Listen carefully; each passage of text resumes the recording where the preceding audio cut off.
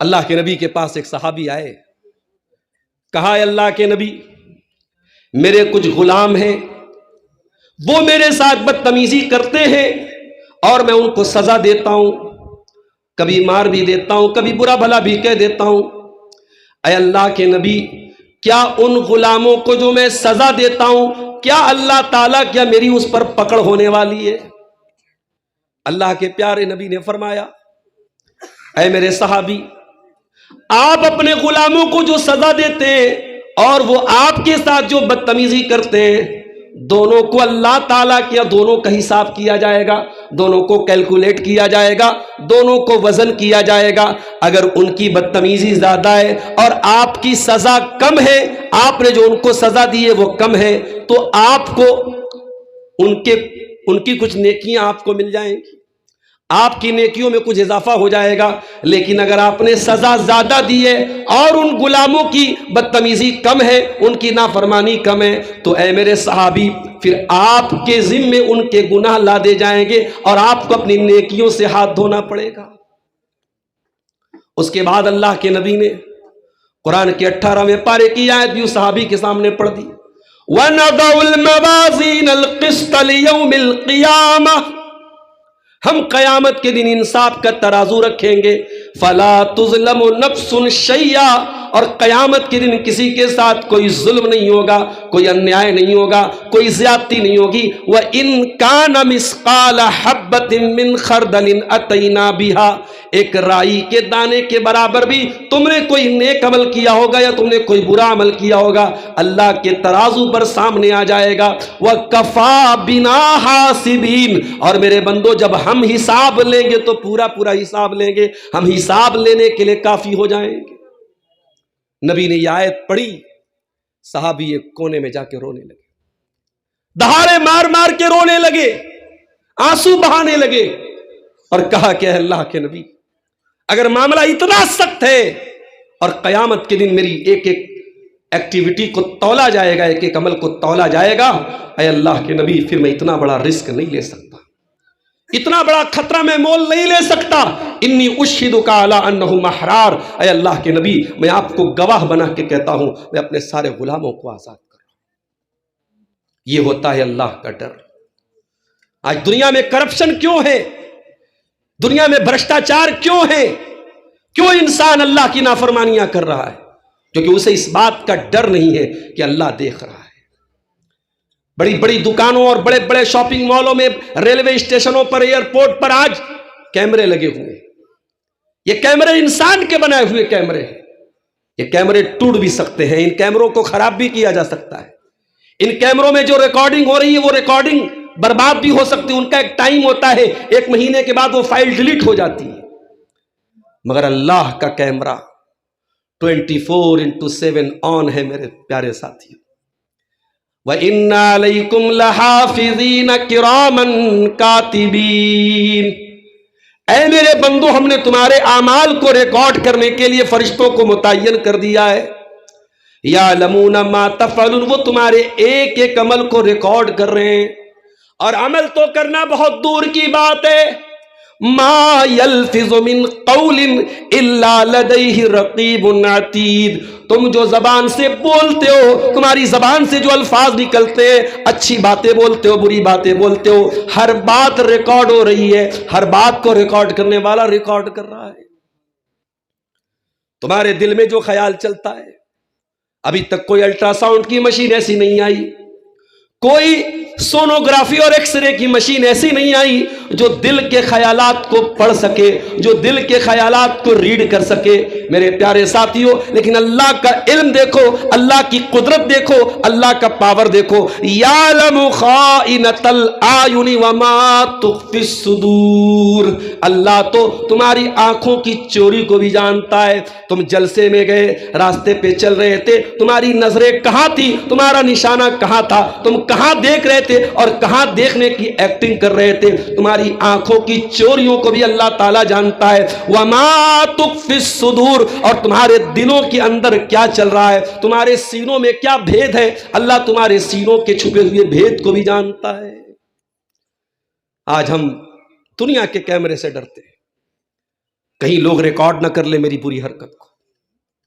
انسان کہیں کیمرے کے سامنے بیٹھا رہتا ہے تو سوچ سمجھ کے بیٹھا رہتا ہے.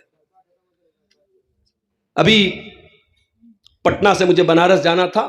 وندے بھارت کے نام سے ایک ٹرین آج کل چل رہی ہے, اچھی ٹرین ہوتی ہے, اس میں ہر بوگی میں کیمرہ لگا ہے. اتفاق سے میں نے ٹکٹ بنایا, ٹکٹ کنفرم نہیں تھا. اب مجبوری بھی ہے, جانا بھی تھا, اس دن ارجنٹ تھا مجھے. ٹی ٹی سے میں ملا, میں نے کہا کہ سر ایک سیٹ دے دیجئے. اب ٹی ٹی نے کہا کہ بھائی ٹکٹ تو نہیں ہے, سیٹ تو نہیں ہے. میں نے کہا سر جانا ہے, ارجنٹ ہے. تو ٹی ٹی نے کہا کہ ٹھیک ہے فلاں سیٹ بیٹھو. اب ٹی ٹیوں کا اصول ہوتا ہے, اگر آپ کو اس طریقے سے ایمرجنسی میں جانا ہو تو یا تو وہ رسید بنا کے دیتے ہیں یا کچھ پیسہ لے کے سفر کرنے دیتے ہیں. اب وہاں کیمرہ لگا ہے, اب ٹی ٹی یہ رسک تو نہیں لے سکتا کہ کیمرے کے سامنے مجھ سے پیسہ لے لے. تو وہ دونوں بوگیوں کے بیچ میں جو جگہ ہوتی ہے وہاں مجھ کو لے کے جا کے کہہ رہا ہے کہ 500 روپیہ دے دو, تم کو چھوڑ دوں گے. تو یہ چل رہا ہے. کیمرے کا ڈر ایک سرکاری افسر کو بھی اس بات سے روک رہا ہے کہ وہ کسی ایسی طریقے کا پیسہ نہ لے سرکاری طور پہ جس کی پکڑ ہو. اس کا مطلب یہ ہوا کہ انسان کا man made human made camera ہمیں گناہوں سے اور غلط کاموں سے روک رہا ہے, لیکن اللہ کا جو کیمرہ لگا ہے, اس کا سسٹم جو لگا ہے میرے پیارے ساتھیوں, اس سسٹم کا ہمیں کوئی ڈر نہیں. اسی لیے اللہ تعالیٰ قرآن میں منافقوں کا بیان کرتے ہوئے فرماتا ہے یستخفون من الناس ولا یستخفون من اللہ. تم لوگوں سے ڈرتے ہو لیکن اللہ سے نہیں ڈرتے. وَهُوَ مَعَهُمْ إِذْ يُبَيِّتُونَ مَا لَا يَرْضَى مِنَ الْقَوْلِ. جبکہ اللہ تعالیٰ تمہارے ساتھ ہے, اس کا علم تمہارے ساتھ ہے, اس کی قدرت تمہارے ساتھ ہے, اس کی نظر تمہارے ساتھ ہے. إِذْ يُبَيِّتُونَ مَا لَا يَرْضَى مِنَ الْقَوْلِ. اے منافقو, جب تم اسلام کے خلاف پلاننگ کرتے ہو اور راتوں میں بیٹھ کر کے تم چالے چلتے ہو, اللہ کو خوب پتہ ہے تم کیا کر رہے ہو. تو برائی سے اگر بچنا ہے میرے پیارے ساتھیوں تو یہ عقیدہ مضبوط کر لیجئے, اللہ دیکھ رہا ہے. اور جب یہ عقیدہ آپ مضبوط کریں گے تو آپ محسوس کریں گے کہ آپ کے ایمان میں بڑھوتری ہو رہی ہے. اللہ کے پیارے نبی فرماتے ہیں ذاق طعم الایمان من رضی باللہ ربا وبمحمد رسولا وبالاسلام دینا. وہ انسان ایمان کا مزہ چکھ لیتا ہے, اس کو ایمان کا سواد مل جاتا ہے, اس کو ایمان کا ذائقہ مل جاتا ہے, جو اللہ کو رب مان کے راضی ہو جائے, جو محمد رسول اللہ صلی اللہ علیہ وسلم کو رسول مان کے راضی ہو جائے, جو اسلام کو دین مان کے راضی ہو جائے. اگر آپ اللہ کو رب مانتے ہیں تو اللہ کو خبیر و بصیر بھی مانتے ہوں گے میرے پیارے ساتھی. اگر آپ کسی سے چپ کے باتیں کر رہے ہیں, کوئی خفیہ میٹنگ کر رہے ہیں, کوئی سیکرٹ بات کر رہے ہیں, آپ کی دنیا کے تمام لوگوں کے لیے وہ چیز سیکرٹ ہے, اللہ کے لیے سیکرٹ نہیں ہے. ما یکون من نجوا ثلاثۃ الا هو رابعهم ولا خمسۃ الا هو سادسهم ولا ادنى من ذلك ولا اکثر الا هو معهم اينما كانوا. او لوگو, تم جو آپس میں بیٹھ کے سرگوشی کرتے ہو, تم کو جو چپ کے باتیں کرتے ہو, اگر 3 لوگ باتیں کر رہے ہیں تو یہ یاد رکھے کہ چوتھا اللہ ہے. اگر 5 لوگ باتیں کر رہے ہیں تو یہ یاد رکھے کہ چھٹا اللہ ہے. 6 لوگ باتیں کر رہے ہیں تو یاد رکھے 7واں اللہ ہے. اللہ ہر حال میں تمہارے ساتھ ہے. اللہ کی نظر ہر ٹائم, ہر لمحے تمہارے اوپر ہے. اس لیے جب آپ یہ عقیدہ رکھیں گے اللہ دیکھ رہا ہے, آپ کے ایمان میں میرے پیارے ساتھیوں بڑھوتری ہوگی. اور آگے بڑھیے.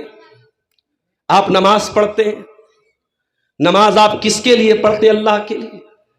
جب آپ کو یہ احساس ہوگا اللہ دیکھ رہا ہے, آپ نماز کو کھانا پوری کرنے کے لیے نہیں پڑھیں گے, فارمیلٹی پوری کرنے کے لیے نہیں پڑھیں گے, ایک بوجھ اتارنے کے لیے نہیں پڑھیں گے. آپ نماز کو اس طریقے سے پڑھیں گے. اللہ کے پیارے نبی فرماتے ہیں ان تعبد اللہ کانک تراہ. عبادت کا طریقہ یہ ہے کہ تم اللہ کی عبادت اس طریقے سے کرو جیسے تم اللہ کو دیکھ رہے ہو. فَإِن لَمْ تَكُنْ تَرَاهُ, اگر تم اللہ کو نہیں دیکھ رہے ہو, فَإِنَّهُ يَرَاكَ, تو اللہ تم کو دیکھ رہا ہے.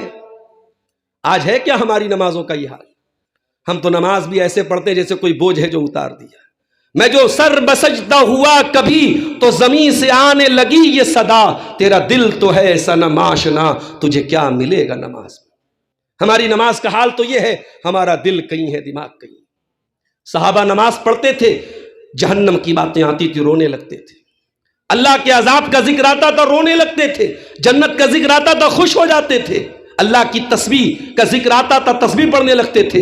ایک ہم نماز پڑھتے ہیں ایسا لگتا ہے کوئی بوجھ ہے جو اتار رہے ہیں۔ میرے پیارے ساتھی، حضرت عائشہ کو دیکھو، وہ چاشت کی نماز پڑھ رہی تھی، چاشت کی نماز پڑھ رہی تھی اور سورہ طور کی تلاوت کر رہی تھی نماز کے اندر۔ ان کا بھتیجا ان سے ملنے کے لیے آیا، قاسم بن محمد، ان کے بھائی کا بیٹا ان سے ملنے کے لیے آیا، دیکھا پھوپھی جان نماز پڑھ رہی ہیں اور سورہ طور کی آیتیں حضرت عائشہ کی زبان پہ جا رہی ہیں۔ سورہ طور میں اللہ نے فرمایا جب جنتی جنت میں جائیں گے اور اللہ کی نعمتوں کو دیکھیں گے تو اللہ کا شکریہ ادا کرتے ہوئے کہیں گے فمن اللہ علینا ووقانا عذاب السموم، اے اللہ تیرا احسان ہے ہم پر، تیرا کرم ہے ہم پر کہ تو نے ہم کو جہنم کی ہواؤں سے بچا لیا، تو نے ہم کو جہنم کی آگ سے بچا لیا۔ قاسم بن محمد کہتے ہیں میں نے دیکھا کہ میری پھوپھی جان اسی آیت کو پڑھ رہی ہیں، دہرا رہی ہیں، پڑھ رہی ہیں، دہرا رہی ہیں۔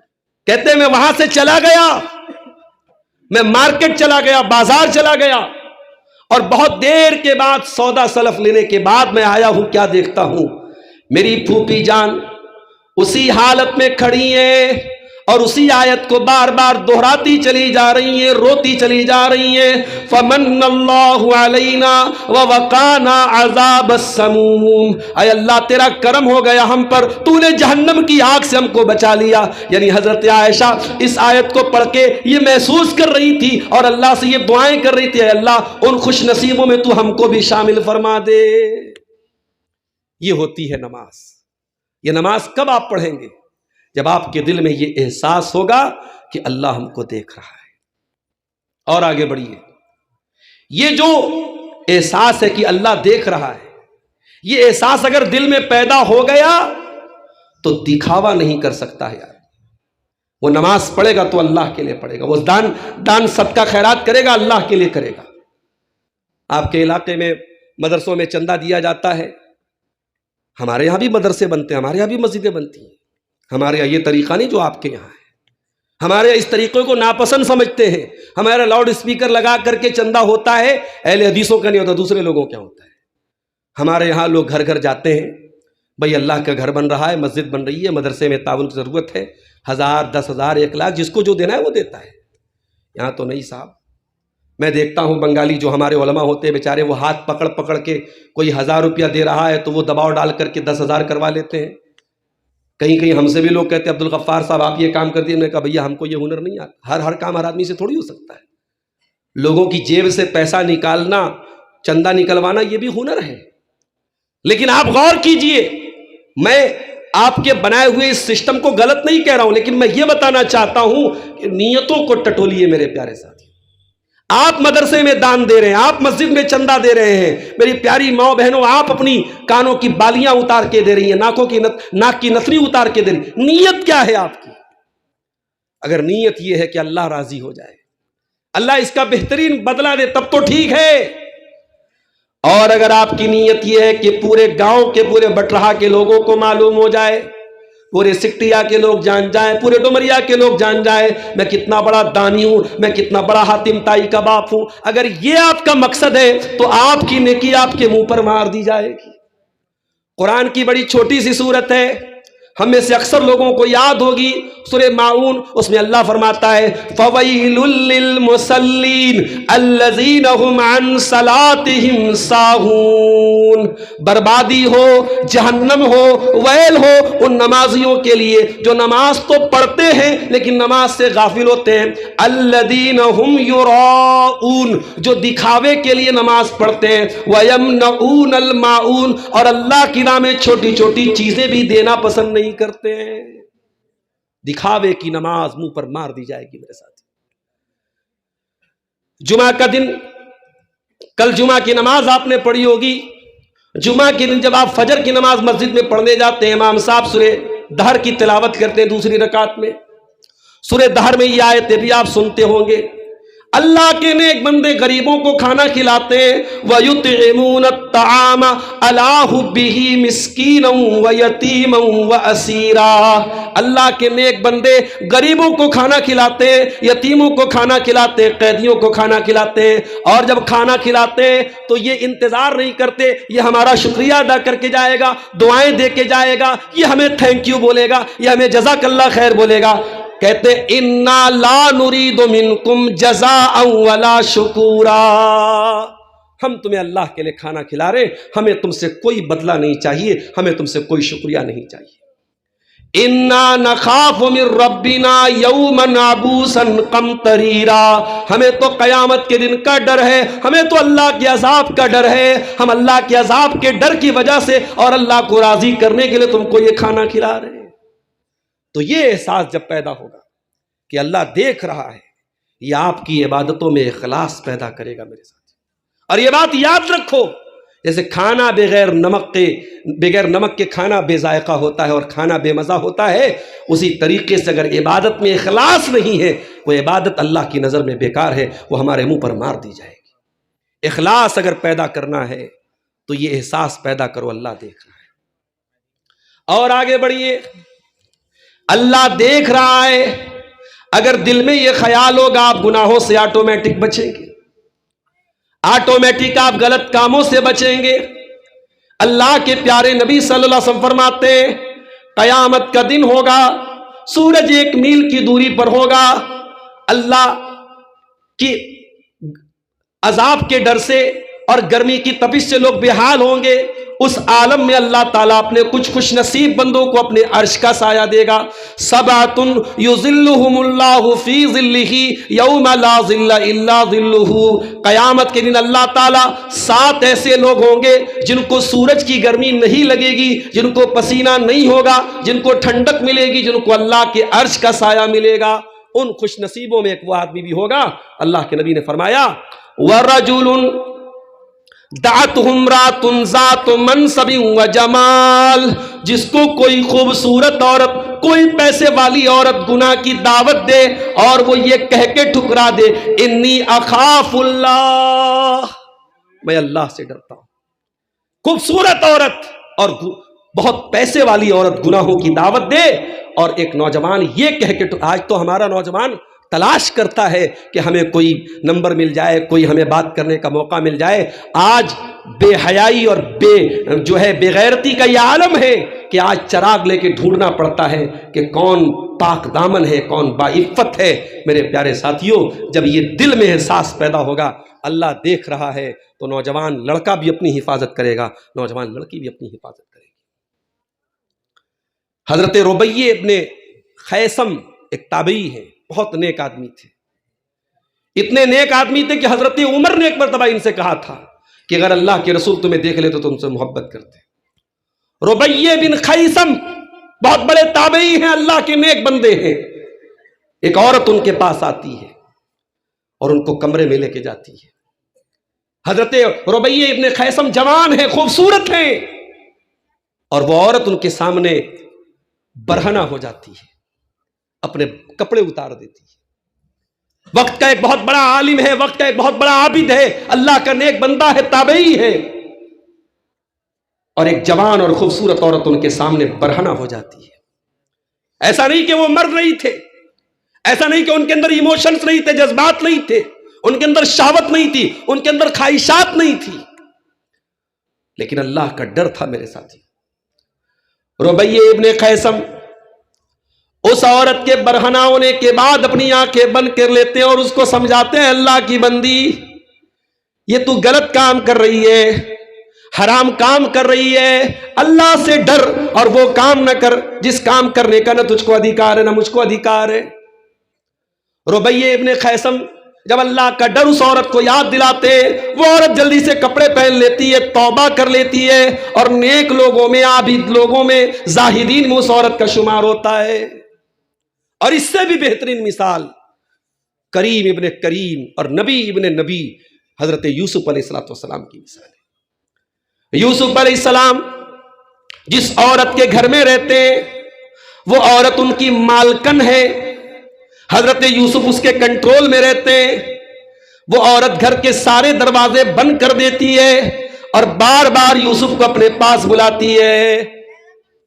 حضرت یوسف جوان بھی ہیں، خوبصورت بھی ہیں، طاقتور بھی ہیں، عورت بھی جوان ہے، اکیلا گھر ہے، بند کمرہ ہے، عورت خود دروازے بند کر رہی ہے اور یوسف کو بلا رہی ہے، گڑ گڑا رہی ہے، بار بار اپنے جال میں پھنسانے کی دعوت دے رہی ہے.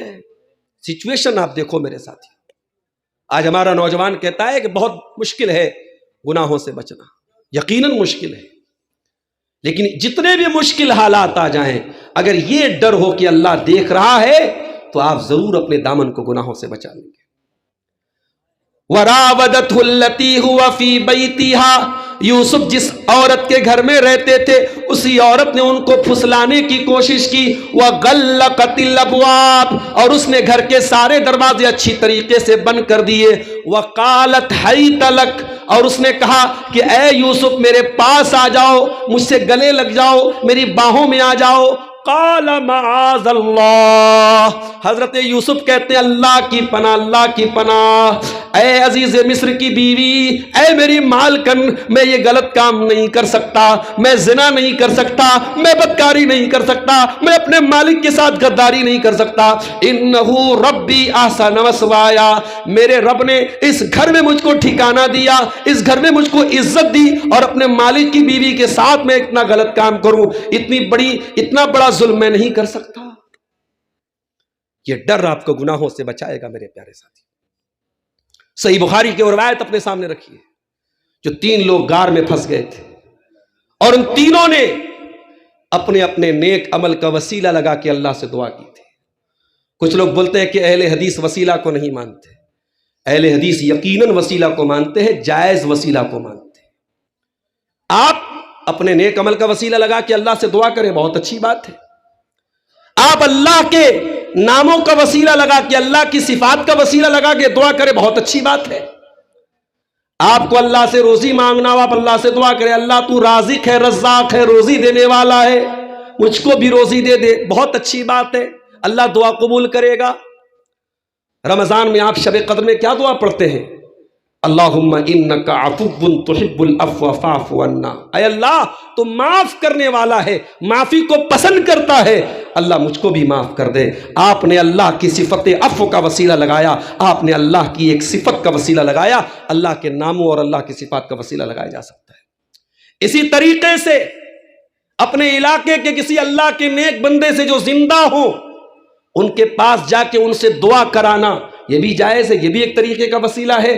کسی زندہ انسان کی دعا کے ذریعے وسیلہ، یہ بھی جائز ہے. ہاں، کسی کے انتقال کے بعد، اس کے قبر میں چلے جانے کے بعد ہم قبر پہ جا کے کہیں کہ اے فلاں صاحب آپ میرے لیے دعا کریں، یہ چیز نہ نبی سے ثابت ہے نہ صحابہ سے ثابت ہے. ہم اس وسیلہ کے خلاف ہیں. وہ 3 لوگ جو غار میں پھنس گئے تھے، ان تینوں نے اپنے نیک عمل کا وسیلہ لگایا تھا اور اللہ نے ان کی مصیبت کو دور کیا تھا. اس میں سے ایک نے کہا تھا اے اللہ، میری ایک چچا کی لڑکی تھی، میری چچا کی بیٹی تھی، کنت احبھا، اور میں اس سے بہت محبت کرتا تھا. آج کل محبت بھی ہمارے نوجوانوں کا بڑا پسندیدہ ٹاپک ہے. محبت بڑا پسندیدہ عنوان ہے. آج ہر لڑکا ہر لڑکی محبت کے مایا جال میں پھنسا ہوا ہے. بڑا آسان ہے کسی کو محبت کا پیغام دے دینا واٹس ایپ اور فیس بک کے اوپر، لیکن آج کل کی محبت لکھو پھینکو قلم کی طرح ہے. قلم کی روشنائی ختم، نیا قلم آ گیا، نیا محبوب آ گیا. اب تو وہ محبت ہے کہ صبح کا محبوب الگ ہے، شام کا محبوب الگ. اب کپڑوں کی طرح محبوب بدلتے ہیں، ادھر بریک اپ ہوا ادھر پیچ اپ ہوا. یہ محبت نہیں ہے. آؤ میں تم کو بتاؤں محبت کیا ہوتی ہے. محبت وہ ہوتی ہے جو اللہ پیدا کرتا ہے. جو واٹس ایپ کے ذریعے محبت پیدا ہو، جو فیس بک کے ذریعے محبت پیدا ہو، جو حرام طریقے سے محبت پیدا ہو، وہ محبت نہیں ہے. محبت وہ ہے جو اللہ پیدا، اور اللہ کون سی محبت پیدا کرتا ہے؟ وَمِنْ آيَاتِهِ أَنْ خَلَقَ لَكُم مِّنْ أَنفُسِكُمْ أَزْوَاجًا لِتَسْكُنُوا إِلَيْهَا. اللہ کی ایک نشانی یہ بھی ہے اس نے تمہاری بیویوں کو بنایا تاکہ تم ان سے سکون حاصل کرو. وَجَعَلَ بَيْنَكُمْ مَوَدَّةً وَرَحْمَةً، اور اللہ نے میاں بیوی کے بیچ میں محبت پیدا کر دی. کبھی غور کرنا، ماں باپ زندگی پر اولاد کو پالتے ہیں. بیٹا جوان ہوا، بیٹی جوان ہوئی، شادی کر دی گئی، ماں باپ نے شادی کر دی. اور آپ کے اس علاقے میں مجھے کسی نے بتایا بڑی تعداد میں لوگ جے پور میں جا کے کام کرتے ہیں، سلائی کا کام کرتے ہیں. کچھ لوگ جو ہے کچھ اور کام کرتے ہیں، کوئی گجرات میں پینٹ کا کام کرتا ہے.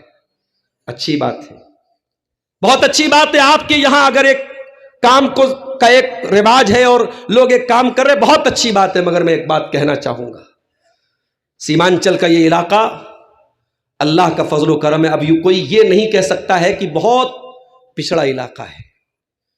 پورنیہ میں ایئرپورٹ بھی شروع ہو گیا، ماشاءاللہ پورا روڈ 4 لین روڈ بن گیا. آپ کے علاقے میں آنا، کنیکٹیوٹی بہت آسان ہو گئی، روزی روٹی کے ذرائع بہت ہو گئے. اب اگر آپ اپنے بچوں کو تعلیم سے دور رکھتے ہیں تو آپ گویا کہ اپنے بچوں کو قتل کر رہے ہیں. اگر یہ علاقہ آج بھی پہچانا جائے بیکورڈنس سے اور پچھڑے پن سے، اور آپ کے بچے تعلیم سے دور رہے، اور مجھے کسی نے بتایا کہ پورے علاقے میں گنتی کے لوگ آپ کو ملیں گے جنہوں نے تعلیم مکمل کی. ادھر بچہ بڑا ہوا، مدرسے میں درجہ 5 تک پڑھا، عربی کی 2 جماعت تک پڑھا، اس کا بڑا بھائی جے پور میں کام کر رہا ہے، سورت میں کام کر رہا ہے. باپ نے کہا جاؤ تم بھی کام کرو. اس مقصد کے لیے آپ بچے پیدا کرتے ہیں. کتنے ٹیلنٹڈ بچے ہیں، پڑھائی میں آگے بچے ہیں. آپ اپنی کمائی کے لیے اور چند پیسوں کے لیے مستقبل کا ایک بہترین اور ہونہار ایک آپ کا بچہ پڑھ لکھ کر کے سماج کے لیے کچھ بن سکتا تھا. آپ چند پیسوں کے لیے میرے پیارے ساتھیوں اس بچے کے مستقبل کے ساتھ کھلواڑ مت کیجیے. ضروری نہیں ہے کہ آپ پینٹر ہو تو آپ کا بیٹا بھی پینٹر بنے. ضروری نہیں ہے کہ آپ سلائی کا کام کرتے تو آپ کا بیٹا بھی سلائی کا کام کرے. میرے پیارے ساتھیوں، تھوڑا اپنے حوصلوں کو اڑان دیجئے، تھوڑا اپنے جذبوں کو بڑا کیجئے. شوہر باہر کام کرنے جا رہا ہے، نئی شادی ہوئی ہے، 1 مہینے کی شادی ہے. شوہر باہر جا رہا ہے، بیوی اپنے شوہر سے گلے لگ کے رو رہی ہے. اتنا اس لڑکے کی ماں بھی نہیں روئی، اتنا اس کی بہن بھی نہیں روئی، اتنا اس کا باپ بھی نہیں رویا. 1 مہینے کی شادی ہوئی ہے اور جو دلہن ہے، جو بیوی ہے، جو اس کی بیوی ہے، وہ اتنا زیادہ رو رہی ہے. یہ کیوں رو رہی ہے؟ یہ کوئی نقلی آنسو نہیں ہے، یہ کوئی بناوٹیاں، حقیقت میں وہ رو رہی ہے. حقیقت میں اس کو تڑپ ہے اپنے شوہر کے جانے کی. یہ محبت جو شوہر کی بیوی کے دل میں پیدا ہوئی ہے، یہ فیس بک اور انسٹاگرام کی دین نہیں ہے، یہ نکاح کی دین ہے. میرے نوجوانوں، محبت کے مایا جال سے نکلو. شادی کے قابل ہو گئے، شادی کرو، نکاح کرو، اور شادی کر کے محبت کرو، محبت کر کے شادی مت کرو. اس نے کہا، اے اللہ، میری چچا کی لڑکی تھی، میں بہت محبت کرتا تھا، اور محبت کے نام پہ کیا چاہتا تھا؟ اس کو حاصل کرنا چاہتا تھا، اس کے ساتھ اپنی شہوت پوری کرنا چاہتا تھا. ایک مرتبہ گاؤں میں قحط سالی کا دور آیا، سوکھے کا دور آیا. لوگ اناج کے دانے دانے کو ترسنے لگے. چچا کی لڑکی میرے پاس آئی. اس نے کہا، اے میرے چچا کے بیٹے، بڑی پریشانی کا دور ہے. 100 درہم، اور بعض روایتوں میں 100 دینار کا بھی لفظ آیا ہے. کہا کہ 100 درہم کے ذریعے تو میری مدد کر دے، گھر میں اناج کے دانے کے لیے لوگ ترس رہے ہیں. اے اللہ، اس لڑکی کی مجبوری کا فائدہ اٹھانے کا خیال میرے دل میں آیا. میں نے کہا، میں 100 درہم تجھ کو ضرور دوں گا، لیکن میری برسوں کی منو کامنا تجھ کو پوری کرنی پڑے گی. تجھ کو میرے ساتھ غلط کام کرنا پڑے گا، میری شہوت کو پوری کرنی پڑے گی. وہ لڑکی مجبور تھی، حالات کے تحت مجبور ہو کر کے میری ڈیمانڈ وہ مان گئی، میرے آفر کو اس نے قبول کر لیا. اور اے اللہ، قریب تھا کہ میں اس کے ساتھ غلط کام کر لوں. عین موقع پر جب میں اپنی منوکامنا پوری کرنے والا تھا، جب میں اپنے دل کی حسرت پوری کرنے والا تھا، عین موقع پر اس لڑکی کی زبان سے یہ جملہ نکلا، اتق اللہ، اللہ سے ڈر، ولا تفض الخاتم الا بحقہ، اور وہ کام نہ کر جس کام کی تجھے اللہ نے اجازت نہیں دی ہے، جس کا تجھ کو ادھیکار نہیں دیا ہے. اے اللہ، جب تیرا نام اس کی زبان سے نکلا ہے، پروردگار، تیرا ڈر میرے دل میں پیدا ہوا. اور میں فوراً اپنے اس غلط کام سے اس ارادے سے میں باز آ گیا. میں نے وہ درہم بھی اس کو دے دیے, میں نے اس کی مدد بھی کر دی, اور میں نے اس غلط کام سے توبہ کر لی. اے اللہ, اگر سچے دل سے تیری رضا کے لیے میں نے یہ کام کیا ہے تو تو آج ہماری اس مصیبت کو دور کر دے. یہ احساس اگر آپ کے اندر ہے کہ اللہ دیکھ رہا ہے, یہ احساس آپ کو زنا سے بھی بچائے گا. میرے پیارے ساتھیوں, آج ہمارا نوجوان نشے کی لت میں مبتلا ہے. ابھی کل کٹیہار کے علاقے میں تھا, لوگوں نے بتایا آج کل کوئی نشہ ہے جس کو اسمیک بولتے ہیں, کوئی پاؤڈر کا نشہ ہے. آج ہمارا نوجوان وہ نشہ کر رہا ہے. اور وہ نشہ کیا ہے؟ وہ نشہ ایسا ہے کہ جس کو عادت لگ گئی وہ ہر حال میں اس کو وہ پاؤڈر چاہیے, کسی بھی قیمت پر چاہیے. اپنی بہن بیٹی کو بیچنا پڑے تو بیچ دے گا, اپنا گھر گروی رکھنا پڑے گھر گروی رکھ دے گا. ہر حال میں اس کو اپنے نشے کا وہ کام پورا کرنا ہے. کیوں کرتے ہو نشہ؟ کہتا ہے سکون کے لیے. ارے ایسا سکون, ایسے من کا سکھ, ایسی من کی شانتی جو تیرے شریر کو برباد کر دے, جو تجھے باپ بننے کے قابل نہ چھوڑے, شوہر بننے کے قابل نہ چھوڑے, تیری بیوی سے تجھ کو دور کر دے, تیری ماں سے تجھ کو دور کر دے, تیرے بچوں سے تجھ کو دور کر دے, تیرے شریر کو برباد کر دے. میرے نوجوانوں, اس طریقے کی تمام چیزیں تم کو سکون نہیں دے سکتی ہیں. تم کو سکون نہ نشہ کے اندر ملے گا, نہ شراب میں ملے گا, نہ اسمیک میں ملے گا, نہ گٹکھے میں ملے گا, نہ شراب میں ملے گا. تم کو سکون اگر چاہیے, آؤ اللہ فرماتا ہے الا بذکر اللہ تطمئن القلوب. اے میرے بندو, اللہ کو یاد کرو, اللہ کا ذکر کرو, تمہارے دلوں کو سکون ملے گا. اے سکون کی تلاش میں نشہ کرنے والے نوجوان, اے سکون کی تلاش میں حرام ریلیشن شپ بنانے والے نوجوان, اے سکون کی تلاش میں شراب کا جام لٹانے والے نوجوان, آ جا, وضو کر لے, اللہ کے سامنے سجدہ کر لے, اور پھر دیکھ تیرے بدن سے ٹینشن کا بوجھ کیسے اترتا ہے, تیرے دل کو سکون کیسے ملتا ہے, تیرے مائنڈ کو پیس کیسے ملتا ہے. تو اللہ کے سامنے جھک تو صحیح. تو کہاں سکون تلاش کر رہا ہے؟ تجھے شراب میں سکون نہیں ملے گا, تجھے زنا میں سکون نہیں ملے گا. یہ احساس پیدا کر کے اللہ دیکھ رہا ہے. اور یاد رکھو, یہ احساس اگر پیدا ہو گیا کہ اللہ دیکھ رہا ہے تو دنیا میں بھی آپ غلط کام سے بچیں گے, اور آخرت میں بھی اللہ جنت دے گا. ان الذین یخشون ربہم بالغیب, جو لوگ اللہ سے ڈرتے ہیں غائبانہ طور پر, بغیر دیکھے اللہ سے ڈرتے ہیں. اللہ کو دیکھا نہیں, جنت کو دیکھا نہیں, جہنم کو دیکھا نہیں, قبر کا عذاب دیکھا نہیں, لیکن اللہ سے ڈرتے ہیں. ان الذین یخشون ربہم بالغیب, جو بغیر دیکھے اللہ سے ڈرتے ہیں, لہم مغفرۃ, ان کے گناہوں کو اللہ معاف کر دے گا, واجر کبیر, ان کو بہت بڑا ثواب ملے گا, جنت بھی ملے گی آپ کو. اور ایک بات بتاؤں, اللہ کی رحمت کا اندازہ لگانا ہے. آپ کوئی گناہ کرتے ہیں, اگر آپ نے گناہ کا ارادہ کیا لیکن گناہ نہیں کیا, آپ کو کوئی سزا نہیں ملے گی, کوئی آپ کے نامہ اعمال میں کوئی گناہ نہیں لکھا جائے گا. اگر آپ نے نیکی کا پکا ارادہ کیا,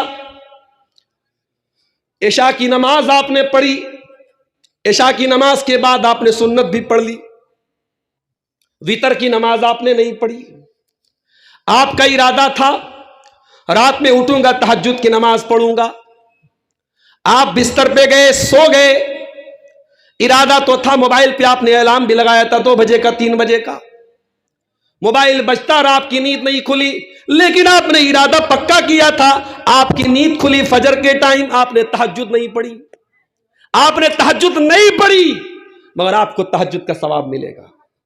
یہ اللہ کی رحمت ہے. آپ اگر نیکی کا پکا ارادہ کر لیں اور نیکی نہ کر پائیں تب بھی ایک ثواب آپ کو ملے گا, اور اگر نیکی کر لیں گے تو 10 گنا ثواب ملے گا. اور اگر آپ نے کسی گناہ کا ارادہ کیا تو اللہ تعالیٰ فرشتوں سے کہتا ارقبو, میرے بندے پر نظر رکھو, اگر میرا بندہ یہ گناہ کر لیتا ہے تو اے میرے فرشتوں ایک گناہ اس کے نامہ اعمال میں لکھنا, اور اگر میرا بندہ گناہ نہیں کرتا ہے, شراب پینے کا خیال آیا, زنا کرنے کا خیال آیا, حرام کام کرنے کا خیال آیا, بندے نے غلط کام کرنے کا ارادہ کیا لیکن ابھی اس نے گناہ نہیں کیا, اگر وہ گناہ سے بچ گیا, اللہ کہتا ہے فَاكْتُبُوهَا لَهُ حَسَنًا، میرے بندے کے نام اعمال میں ایک نیکی لکھ دو۔ اے اللہ، اس نے تو کوئی نیکی نہیں کی، وہ تو شراب پینے جا رہا تھا، وہ تو زنا کرنے جا رہا تھا، وہ تو حرام کام کرنے جا رہا تھا، لیکن جب گناہ کا ارادہ کر کے اس نے گناہ کو چھوڑ دیا، اللہ کہتا لکھ لو، ایک نیکی لکھ لو۔ فَإِنَّهُ تَرَكَهَا مِن جَرَّايَا، اس لیے کہ بندے نے اگر اس گناہ کو چھوڑا ہے تو میرے ڈر سے چھوڑا ہے، اگر میرے خوف سے اور میرے ڈر سے میرے بچے نعوذ باللہ میرے بندے نے اگر زنا سے بچ گیا، شراب سے بچ گیا، تو میرا بندہ ایک نیکی کا حقدار ہے۔ میرے فرشتوں میرے بندے کے نام اعمال میں ایک نیکی لکھ دو۔ یہ اللہ کی رحمت ہے میرے ساتھ۔ اور اگر یہ خیال دل سے نکل جائے کہ اللہ دیکھ رہا ہے، تو انسان کچھ بھی کر سکتا ہے، انسان بے حیا بن سکتا ہے، بے غیرت بن سکتا ہے۔ جب دل میں یہ ڈر ہی نہ ہو کہ اللہ دیکھ رہا ہے تو کچھ بھی کر سکتے ہو۔ اسی لیے اللہ کے پیارے نبی فرماتے کل امتی معافن الا المجاہرین، میری امت میں سب کے گناہوں کو معاف کر دیا جائے گا، لیکن ان کے گناہ معاف نہیں ہوں گے جو کھلم کھلا گناہ کرتے ہیں۔ صحابہ نے کہا اللہ کے نبی کھلم کھلا گناہ کا کیا مطلب ہے؟ آپ نے فرمایا اَيَّعْمَلَ الرَّجُلُ لَيْلًا، بندہ رات میں کوئی گناہ کرے اور صبح اللہ تعالیٰ اس کے گناہ پر پردہ ڈال دے، اور بندہ اپنے گناہوں کا پردہ چاک کرے، دنیا کو بتائے میں نے گناہ کیا ہے۔ آج کل غلط کام کرنے کے بعد اس کا ویڈیو بھی وائرل کیا جاتا ہے۔ یہ دور وہ دور آ گیا کہ گناہوں کی پبلسٹی کی جاتی ہے، گناہوں کو پھیلایا جاتا ہے۔ یاد رکھو، گناہ کرنا بہت بڑا گناہ ہے، اور گناہ کی پبلسٹی کرنا اس سے بڑا گناہ ہے۔ میرے نوجوانوں، سوشل میڈیا چلانے والوں، اگر آپ کے پاس کوئی غلط ویڈیو پہنچا ہے اور آپ نے اس کو دیکھا ہے تو آپ نے گناہ کیا ہے، لیکن اگر آپ نے اس کو دوسروں کو سینڈ کیا ہے تو آپ نے اور بڑا گناہ کیا ہے۔ کان کھول کے سن لو، اللہ قرآن میں کہتا ہے کہ جو لوگ ان الذین یحبون ان تشیع الفاحشۃ فی الذین آمنوا، جو لوگ ایمان والوں کے درمیان بے حیائی کو پھیلانا چاہتے ہیں، ان کو دنیا میں بھی دردناک عذاب ملے گا اور آخرت میں بھی دردناک عذاب ملے گا۔ میرے پیارے بھائیوں، اگر یہ احساس آپ کے اندر نہیں ہے کہ اللہ دیکھ رہا ہے، اس کا سب سے خطرناک پہلو کیا ہے؟ آپ کی نیکیاں برباد ہو جائیں گی، آپ کے حج و عمرے برباد ہو جائیں گے، آپ کے صدقہ خیرات برباد ہو جائیں گے۔ بڑے غور سے سنیے، اللہ کے پیارے نبی کی حدیث سنا رہا ہوں، ابن ماجہ کی صحیح روایت ہے۔ حدیث کے راوی حضرت ثوبان رضی اللہ تعالیٰ عنہ ہیں۔ حضرت ثوبان کہتے ہیں لَأَعْلَمَنَّ أَقْوَامًا مِّنْ أُمَّتِي، میں اپنی امت کے ایسے لوگوں کو جانتا ہوں یاتون یوم القیامہ، جو قیامت کے دن آئیں گے بحسنات، نیکی لے کر کے آئیں گے، امثال جبال تہامہ، تہامہ کی پہاڑیوں کے برابر نیکیاں لے کر کے آئیں گے۔ اللہ تعالیٰ ان کی نیکیوں کو ہوا میں اڑا دے گا۔ ہمارے پاس تو نیکی ہی نہیں ہے۔ اللہ کے نبی ان کا ذکر کر رہے جن کے پاس پہاڑوں کے برابر نیکی ہے۔ ہم لوگ تو نیکی سے محروم لوگ ہیں میرے بھائی، ہمارے پاس تو گنی چنی نیکیاں ہیں۔ اللہ کے نبی کہہ رہے ہیں نیکیوں کا پہاڑ ہوگا اور اللہ ان کی نیکیوں کو ہوا میں اڑا دے گا۔ صحابہ نے کہا اللہ کے نبی صفہم لنا وجلہم لنا، ذرا کھول کر کے بیان کر دیجئے وہ کون لوگ ہوں گے، وہ کون بد نصیب لوگ ہوں گے جو نیکیوں کا پہاڑ لے کے آئیں گے لیکن اللہ تعالیٰ ان کی نیکیوں کو برباد کر دے گا۔ فرمایا اے میرے صحابہ، وہ تمہارے ہی بھائی ہوں گے، وہ تمہاری طرح نماز پڑھیں گے، وہ تمہاری طرح روزہ رکھیں گے، وہ تمہاری طرح راتوں میں تہجد پڑھیں گے، وَلَكِنَّهُمْ إِذَا خَلَوْا بِمَحَارِمِ اللَّهِ انتهكوها، لیکن جب وہ بند کمرے میں ہوں گے، جب تنہائی میں ہوں گے، جب اکیلے میں ہوں گے، وہ غلط کام کریں گے، وہ ناجائز کام کریں گے۔ میرے پیارے ساتھیوں، اللہ کا ڈر اپنے اندر پیدا کیجیے، اور اللہ کی قسم یہ بھرشٹاچار ختم ہو جائے گا، یہ چوری ملاوٹ ختم ہو جائے گی، یہ سماج سے، دیش سے، ملک سے اور ہمارے علاقے سے یہ بدعنوانی ختم ہو جائے گی اگر یہ احساس پیدا ہو جائے اللہ دیکھ رہا ہے۔ حضرت عمر کو دیکھو، گشت لگا رہے تھے، ایک مکان سے ایک لڑکی کی آواز آئی، لڑکی کی ماں لڑکی سے کہہ رہی تھی بیٹی اٹھو دودھ میں پانی ملا دو۔ دودھ بیچنے کا کاروبار کرتے تھے وہ لوگ۔ لڑکی کی ماں نے لڑکی سے کہا بیٹا اٹھ جا دودھ میں پانی ملا دے۔ لڑکی کہتی امی جان کیا آپ نے نہیں سنا کہ حضرت عمر کا یہ فرمان آیا ہے، امیر المومنین کا یہ فرمان آیا ہے کہ دودھ میں پانی ملانا اپرادھ ہے؟ کہاں ہے میری بیٹی؟ رات کا وقت ہے، عمر آرام سے اپنے گھر میں سو رہے ہوں گے، عمر کو کیا پتا ہم کیا کر رہے ہیں، چپ چاپ سے اٹھ کے دودھ میں پانی ملا دے۔ بیٹی کہتی امی جان عمر لا یرانا فرب عمر یرانا، اے امی جان عمر نہیں دیکھ رہے، حضرت عمر ہم کو نہیں دیکھ رہے، لیکن عمر کا رب تو ہم کو دیکھ رہا ہے۔ رات کا سناٹا ہو چاہے دن کی روشنی ہو، عمر کا رب تو 24 گھنٹے ہم کو دیکھ رہا ہے۔ امی جان یہ بے ایمانی کر کے، یہ چوری کر کے اللہ کو کیا جواب دیں گے؟ حضرت عمر نے اس مکان کا نمبر نوٹ کیا، لڑکی کا گھر کیا ہے، لڑکی کا خاندان کیا ہے، لڑکی برادری کیا ہے، کچھ نہیں پتا کیا۔ گھر آئے، سارے بچوں کو بلایا، کہا ہے میرے بچوں میں نے ایک دیندار لڑکی دیکھی ہے، مجھے نہیں معلوم اس کی برادری کیا ہے، اس کا خاندان کیا ہے، وہ کتنی خوبصورت ہے میں نہیں جانتا، میں اتنا جانتا ہوں اس لڑکی کے دل میں اللہ کا ڈر ہے، اور میں اس لڑکی کو اپنے گھر کی بہو بنانا چاہتا ہوں۔ میرے نوجوانوں، حسن پر مرتے ہو، صورت پہ مرتے ہو۔ اس دور کے آدمی ادھورے ہیں، صورتیں ملتی ہیں، سیرتیں نہیں ملتی۔ صورت پہ مت مرو، سیرت کو اپناؤ۔ میری ماؤں، اپنے گھر کی بہو تلاش کرنے جاؤ تو کوئی حور پری تلاش مت کرو، دینداری تلاش کرو، تقوی والی تلاش کرو۔ دیندار آئے گی تمہارے گھر کو جنت بنائے گی۔ بہت پورے گاؤں کی سب سے خوبصورت لڑکی لے کے آؤ گی، لیکن دیندار نہیں ہوگی تو گاؤں والے یہ تو کہیں گے فلانے کی بہو بہت خوبصورت ہے، فلانے کی بہو بہت خوبصورت ہے، یہ تو بولیں گے، لیکن اگر وہ بے دین ہوگی تو آپ کے پورے گھر کے سکون کا جنازہ نکال دے۔ یہ ساس بہو میں جو آج کھٹ پٹ چل رہی ہے، ابھی نیپال سے ایک بھائی کا میسج آیا، مولانا صاحب آج بٹرہا میں آپ تقریر کرنے جا رہے، تھوڑا ساس بہو پہ بول دی۔ کیا بولے بھائی ساس بہو پہ؟ ساس کے خلاف کچھ بولیں گے ساس ناراض ہو جائے گی، بہو کے خلاف کچھ بولیں گے بہو ناراض ہو جائے گی۔ اور بیچارہ جو شوہر ہوتا ہے وہ چکی کے دو پارٹ کے بیچ میں پستا رہتا ہے، اس کو ماں کا بھی خیال کرنا ہے، بیوی کا بھی خیال کرنا ہے۔ ماں وہ ہے جو دنیا میں اس کو لے کے آئی ہے، اور بیوی وہ ہے جس کے لیے دنیا میں وہی سب کچھ ہے۔ اب بیچارہ بیوی کی سائیڈ لیتا ہے تو ماں ناراض ہوتی ہے، ماں کی سائیڈ لیتا ہے تو بیوی ناراض ہو جاتی ہے۔ بڑا اچھا ایک لطیفہ ہے کہ ایک عورت کی لڑکی کی شادی ہوئی تو کسی نے کہا، لڑکی نے فون کر کے کہا کہ آپ کا جو داماد ہے وہ مجھ کو لے کر کے، آپ کی بیٹی کو لے کر کے گھومنے جا رہا ہے۔ کہا کہ کتنا اچھا میرا داماد ہے۔ پھر اس نے، لڑکی نے کہا کہ میں گھر میں رہتی ہوں تو میرے شوہر میرا ہاتھ بھی بٹا دیتے ہیں، گھر کے کاموں میں میرا سپورٹ بھی کر دیتے ہیں۔ تو ساس نے کہا ہاں ہاں کیا بات ہے، کتنا بہترین داماد ملا ہے، میری بیٹی کی کتنی کیئر کرتا ہے، کتنا دھیان رکھتا ہے۔ اسی گھر میں بیٹا بھی تھا، اس کی بھی شادی ہو گئی تھی۔ ایک دن سنڈے کا دن تھا، بیٹے کی چھٹی تھی، بیوی اس کی کچن میں کام کر رہی تھی، اس نے سوچا چلو تھوڑا کمرے کی صفائی کا کام میں کر دیتا ہوں۔ ماں نے دیکھا بیٹا جھاڑو لے کے گھر کی صفائی کر رہا ہے، کہا نالائق، تو اتنا بڑا، تو بیوی کا جورو کا غلام بن گیا، تو بیوی کا کام خود کر رہا ہے، اس کا کام تو کر رہا ہے۔ تو یہ ہمارے سماج کی بڑی کڑوی حقیقت ہے۔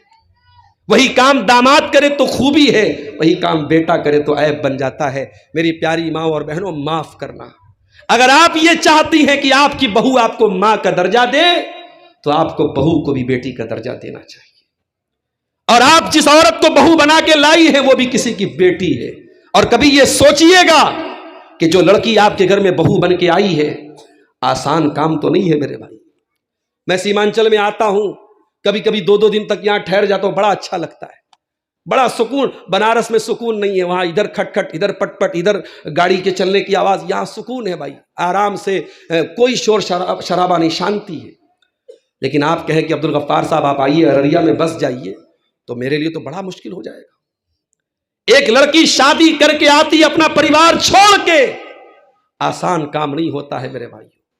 ماحول الگ ہوتا ہے، گھر الگ ہوتا ہے، رشتے نئے ہوتے ہیں، اس پریوار میں وہاں کر کے اتنا ایڈجسٹ کر لیتی ہے کہ اسی پریوار کی ایک سدسیہ بن جاتی ہے۔ اس عورت کی قربانیوں پر یوں پانی نہ پھیرو میری پیاری ماں اور بہنوں، اس بہو کی بھی کچھ قربانیاں ہوتی ہیں۔ مجھے افسوس کے ساتھ کہنا پڑتا ہے کہ آج دنیا کی ہر ساس کو شکایت ہے کہ اس کی بہو جو ہے وہ اس کے دل کی مراد پوری نہیں کر رہی، اس کے من کے مطابق نہیں ہے، مگر میں اس ساس سے یہی کہوں گا کہ تو بھی تو کبھی بہو تھی، کیونکہ ساس بھی کبھی بہو تھی۔ ساس یہ چاہتی ہے کہ جب میں بہو تھی اور میری ساس نے جتنا مجھ کو دبا کے رکھا ہے میں ڈبل دبا کے اپنی بہو کو رکھوں۔ میری پیاری ماں اور بہنوں، پیار بانٹو، پیار بانٹو۔ اپنی بیٹیوں سے پیار کرتی ہو تو اپنی بہو سے بھی پیار کرو۔ بات کہاں سے کہاں نکل گئی؟ میں عرض یہ کر رہا تھا کہ آج اگر یہ جو سوچ ہے کہ اللہ دیکھ رہا ہے، اگر یہ سوچ پیدا ہو جائے تو بڑے بڑے گناہوں سے ہم بچ سکتے ہیں۔ حضرت عمر نے اس لڑکی کے بارے میں آ کے اپنے بیٹوں سے کہا کہ وہ لڑکی کون ہے، کتنی خوبصورت ہے، میں نہیں جانتا، لیکن میں یہ جانتا ہوں وہ لڑکی اللہ سے ڈرنے والی ہے۔ میرے بچوں کوئی تمہیں سے نکاح کرے گا؟ حضرت عمر کے کئی بیٹے تھے، ان کے ایک بیٹے جن کا نام عاصم تھا، عاصم نے کہا ابا جان میں اس لڑکی سے شادی کروں گا۔ حضرت عمر نے اپنی لڑکی کی شادی اس لڑکی سے کر دی، اس لڑکی کو بہو بنایا، دیندار لڑکی تھی، اللہ سے ڈرنے والی لڑکی تھی۔ نتیجہ کیا نکلا؟ اسی لڑکی کی نسل سے آنے والی اولاد میں سے حضرت عمر بن عبدالعزیز رحمت اللہ علیہ پیدا ہوئے، جو اپنے دور کے بہت نیک انسان، بہت اللہ والے اور بہت منصف انسان تھے۔ تو آپ اگر آم کا پیڑ لگائیں گے تبھی آم کاٹیں گے، ببول کا پیڑ لگا کے آپ آم نہیں کاٹ سکتے۔ میرے پیارے ساتھیوں، اگر یہ دل میں احساس ہوگا کہ اللہ دیکھ رہا ہے تو آپ کے سماج سے یہ گندگیاں دور ہو سکتی ہیں۔ اور آگے بڑھیے، عبداللہ ابن عمر کا وہ واقعہ یاد کیجیے۔ میں ایک دو باتیں اور بیان کر کے بات ختم کروں گا۔ میں نے کہا تھا جلسے والوں سے 11 بجے مجھے ٹائم دے دیجیے، لیکن ٹائم ملا ہے 12:15 بجے، اور مجھے پٹنہ بھی پہنچنا ہے، صبح ٹرین بھی پکڑنی ہے، کوہرے کا بھی ٹائم ہے، کہیں زیادہ دیر کرے تو کہیں جانے میں دقت نہ ہو جائے، وہ بھی مسئلہ ہے۔ سنیے ایک دو واقعہ اور سنا کے بعد ختم کرتا ہوں۔ حضرت عبداللہ ابن عمر جا رہے راستے میں سے ایک چرواہا وہاں سے گزرا۔ حضرت عبداللہ ابن عمر کو بھوک لگی تھی، پیاس لگی تھی۔ چرواہے سے کہا بھائی تیرے پاس اتنی ساری بکریاں ہیں، ایک بکری کا دودھ دے دے، مجھ کو تھوڑا سا پیسہ دے دوں گا، تو دودھ دے دے۔ چرواہے نے کہا معاف کیجیے گا، یہ بکریاں میری نہیں ہے، میرے مالک کی ہے، میری ڈیوٹی صرف بکری چرانے کی ملی ہے، مجھے اس بات کی اجازت نہیں ہے کہ میں بکری کا دودھ آپ کو دے سکوں۔ حضرت عبداللہ ابن عمر کو بہت حیرت ہوئی کہ یہ بکری کا چرواہا، اس کے اندر اتنی سمجھداری کیسے پیدا ہو گئی کہ یہ بکری کا دودھ دینے کے لیے مجھ کو تیار نہیں ہے۔ کہا کہ اے میرے بھائی، میں تم کو ایک آفر کرتا ہوں، ایک کام کرو، تم ایک بکری مجھ کو بیچ دو، میں قیمت دے دیتا ہوں، مالک پوچھے تو بتا دینا کہ بھیڑیا آیا تھا بکری کو لے کے چلا گیا، مالک چپ چاپ ہو جائے گا، تمہیں پیسہ مل جائے گا، مجھ کو بکری مل جائے گی۔ چرواہے نے کہا بہت اچھا آفر کر رہے ہیں آپ، بہت اچھا آفر آپ نے پیش کیا ہے، مالک بھی خوش، آپ بھی خوش، میں بھی خوش، بس ایک سوال کا جواب دے دیجئے، فَأَيْنَ اللَّهُ، ایک بات کا جواب دے دیجئے، کل قیامت کی جب اللہ تعالیٰ پوچھے گا کہ تو نے اپنے مالک کے ساتھ غداری کیوں کی، تو نے مالک کے ساتھ جھوٹ کیوں بولا، تو نے مالک کے مال میں خیانت کیوں کی، میں اللہ کو کیا جواب دوں گا؟ بس یہی سوال کا جواب مجھ کو دے دیجئے۔ حضرت عبداللہ ابن عمر رونے لگے، کہا کہ تیرا مالک کون ہے؟ اس کے مالک کا پتہ لگایا، مدینہ آئے، اس کی قیمت پوچھی اور قیمت دے کے اس کو آزاد کرایا، اور کہا کہ کلمۃ اعتقد کا یہ جو تو نے بات بولی تھی کہ اللہ کہاں ہے، اللہ کو کیا جواب دوں گا، اس ایک جملے نے آج تجھ کو غلامی سے بچایا ہے، اور کل جب قیامت کے دن تو اللہ کے پاس جائے گا تو تیرا یہی جملہ تجھ کو جہنم کی آگ سے بھی بچائے گا۔ اب ایک آخری واقعہ سنا کر کے میرے پیارے ساتھیوں میں بات ختم کرتا ہوں۔ حضرت عمر کا ہی یہ واقعہ ہے۔ ایک مرتبہ حضرت عمر رات میں گشت کرنے کے لیے نکلے تو ایک عورت کی آواز انہوں نے سنی۔ عورت شوہر سے دور تھی، اکیلی تھی، اور عورت اپنے شوہر کو یاد کر رہی تھی، اور یاد کرتے ہوئے اس نے عربی کی شاعری پڑھی، اور شاعری میں اس نے اپنے درد کا اظہار کیا اور کہا تطاول ھذا اللیل واسود جانبہ، یہ رات بڑی لمبی ہوتی چلی جا رہی ہے، یہ رات بڑی کالی ہوتی چلی جا رہی ہے، وَأَرَقَّنِي اللَّهُ حَبِيبَ أُولَائِبُهُ، اور میرا محبوب میرے ساتھ نہیں ہے، اس بستر پر میرا شوہر میرے ساتھ نہیں ہے، فَوَاللَّهِ لَوْلَا اللَّهُ أَنِّي أُرَاقِبُهُ، اگر میرے دل میں اللہ کا ڈر نہ ہوتا، اللہ کی قسم لحرک من ھذا السریر جوانبہ، تو شاید اس بستر پر میرے شوہر کے علاوہ کوئی اور ہوتا۔ شوہر دور ہے، بیوی شوہر کو یاد کر رہی ہے اور کہہ رہی ہے کہ اگر اللہ کا ڈر نہ ہوتا تو شاید اس بستر پر کوئی اور ہوتا۔ اس کے بعد کہتی ہے مخافت ربی والحیاء یسدنی، میرے رب کا ڈر مجھ کو روک رہا ہے، میری حیا مجھ کو روک رہی ہے۔ واکرام بعلی ان تنال مراتبہ، اور اللہ کا جو ڈر ہے، اللہ کا جو احترام ہے وہ مجھ کو روک رہا ہے کہ اگر مجھ کو جنت میں جانا ہے، اللہ کے پاس جانا ہے تو مجھے اس گناہ سے بچنا پڑے گا۔ حضرت عمر نے جب اس عورت کے یہ اشعار سنے تو اپنے گھر آئے اور اپنی بیٹی سے پوچھا، اللہ کے پیارے نبی کی بیوی حضرت حفصہ سے پوچھا کہ اے میری بیٹی حفصہ، یہ بتاؤ کہ عورت اپنے شوہر سے کتنے دن تک دور رہ سکتی ہے، کتنے دن تک عورت اپنے شوہر سے دور رہ کر کے صبر کر سکتی ہے؟ تو حضرت حفصہ نے اپنے ایکسپیرینس سے، اپنے تجربے سے بتایا کہ 6 مہینے تک ایک عورت اپنے شوہر سے دور رہ سکتی ہے۔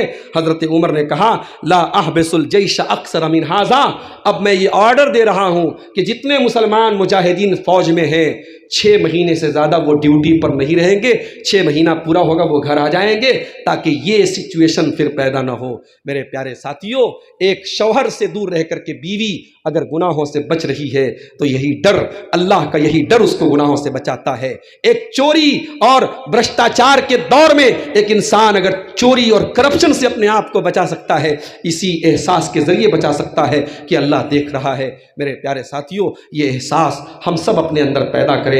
ہم اللہ سے دعا کرتے ہیں رب العالمین ہمارے دلوں میں یہ جذبہ اور یہ ڈر پیدا فرما دے۔ اللہ دیکھ رہا ہے۔